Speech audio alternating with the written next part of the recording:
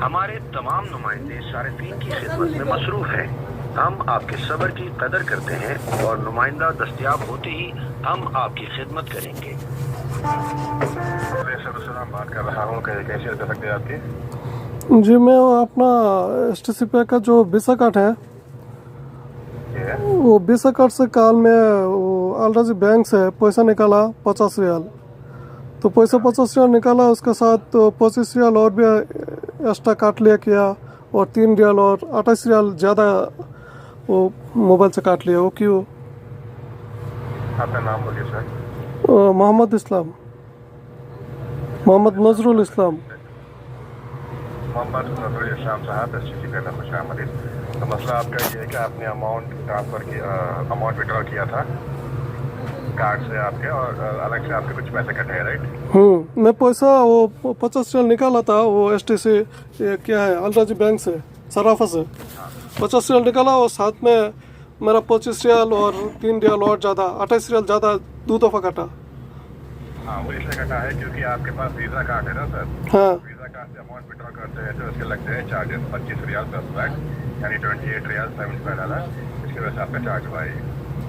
लेकिन visa card से मैं वो तो सराफा से पैसा निकाला था 50 रियाल, तो मैं पैसा ऐसा निकालेगा तो हर टाइम पे ऐसा पैसा कटेगा? जी हाँ, तो हाँ हाँ, वीसा कार्ड से फिर जितना टाइम भी वो पैसा उठाएगा यही पैसा कटेगा, क्या ज़्यादा कटेगा? कैसा हाल है इसका, क्या है? मैंने बोल दिया आपको सर, जब भी विड्रॉ करेंगे आप मिनिमम 50 रियाल या जितना भी बड़ा अमाउंट रहेगा, ओके, तो इसका अलग से लगता है चार्ज 25 रियाल प्लस वैट, यानी 28 रियाल 75 डाला। इसके चार्जेस देने होते हैं, क्या होता है चार्ज हुआ है। अगर मैं 50 रियाल उठाऊँ, ज़्यादा उठाऊँ, कम उठाऊँ, वही साज होगा? हाँ, अच्छा, तो इसका अगर इसका कोई हाल है दूसरा, वो ये कार्ड है वीज़ा मादा। आपने रिक्वेस्ट किया था 2023 में, जो कि नहीं मिला होगा आपको। हम्म तो एक दूसरा कार्ड है, आप अगर आपको चाहिए तो दूसरा मादा फिजिकल कार्ड आप क्रिएट कर सकते हैं STC के एप्लीकेशन से। कार्ड में जाकर create a new card, start new subscription, फिर वहाँ से आप ना फिजिकल को टच करके मादा फिजिकल कार्ड बना सकते हैं। लेकिन उसकी फीस लगेगी 30 रियाल प्लस वैट, यानी 34 रियाल 50 डाला। सालाना भी वही चीज़ रहेगी। लोकेशन करने के बाद 21 रुपये चार्ज मिल जाएगा। मादा फिजिकल कार्ड से विड्रॉ करते हैं तो अलग से कोई चार्ज नहीं होता है। जी, ओके, धन्यवाद। Okay, welcome. ओके, शुक्रिया जी। इस चीज़ का हमें कॉल करने की शुक्रिया। आप बनाए से अल्लाह हाफ़िज़।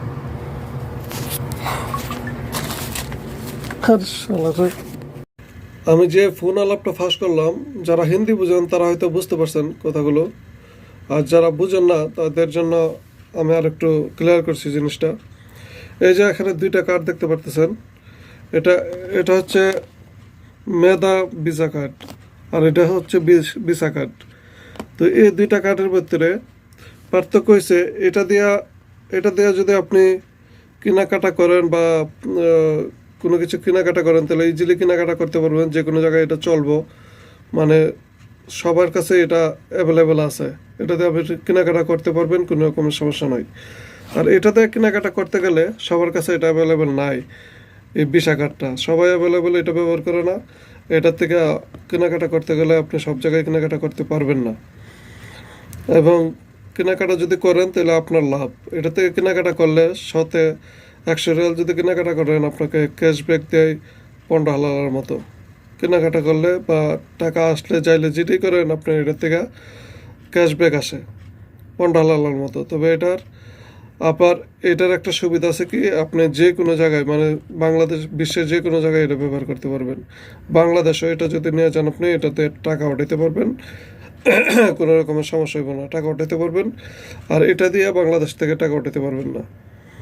তবে সৌদি আরবে এটা আপনি সব জায়গায় ব্যবহার করতে পারবেন, কিন্তু এটা সব জায়গায় ব্যবহার করতে পারবেন না, বিশেষ করে ছোট্ট কোনো ইয়েতে শপে, বা ছোটো যে সমস্ত পাকালা টাকালা আছে, আই মিন মুদির দোকান, ছোটো মুদির দোকানে এটা ব্যবহার হয় না, এটা থাকে না, এটা ওরা নেয় না। এটা থেকে কেনাকাটি করলে বা যারা বেচা কেনা করে তাদের লস হয়।